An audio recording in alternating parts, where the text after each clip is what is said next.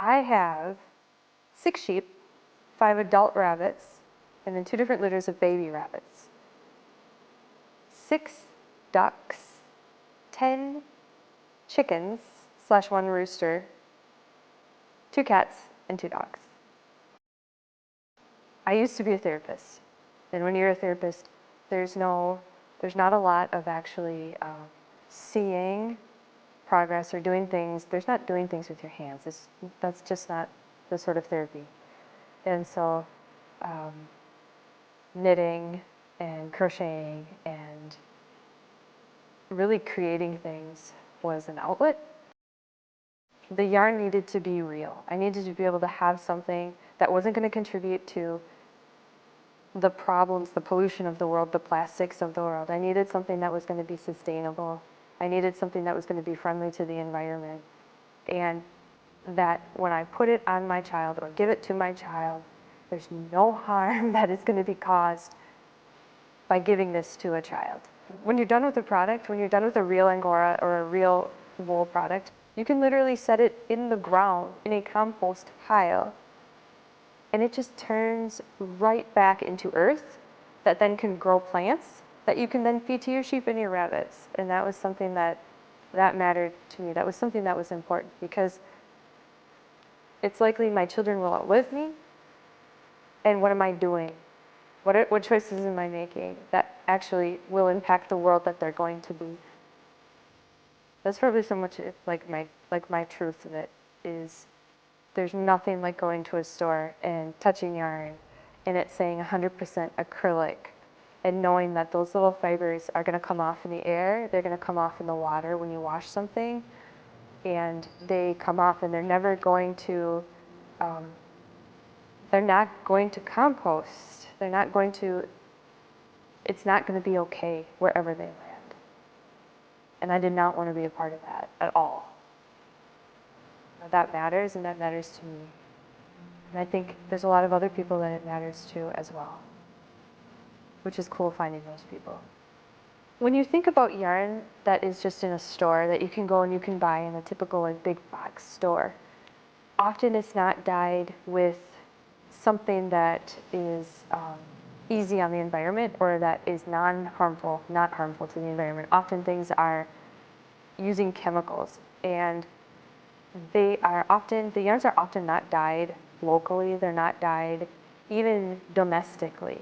Yarns can be dyed typically in countries that just don't have the same environmental protections in place, and so they end up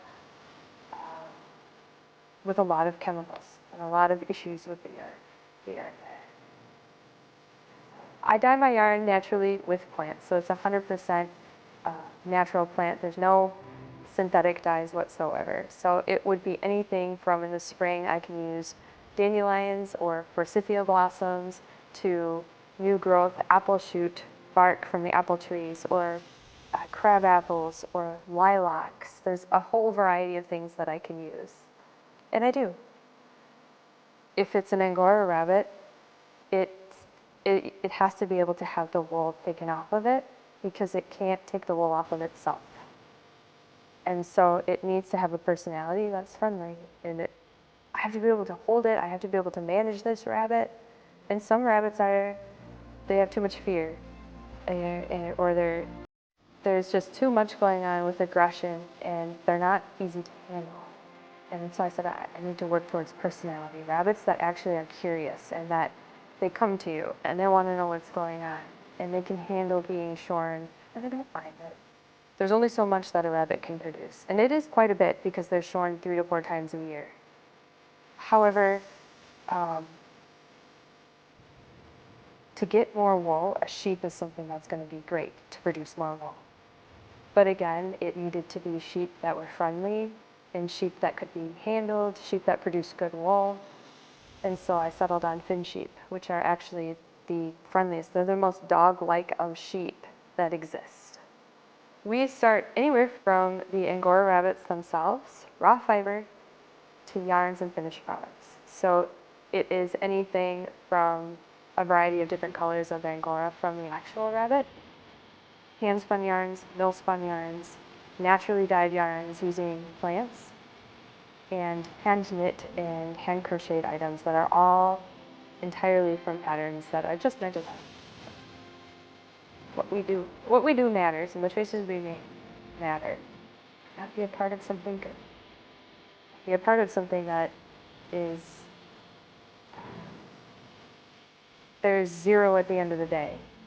When you have your own angora rabbit and you know where that, when you know where that has come from, that yarn has come from at the end of the day, and you know it's been dyed with a local plant that you can go just harvest, and then you create something with it like a hat.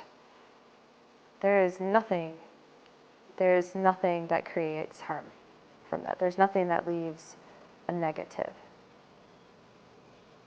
And that's pretty huge.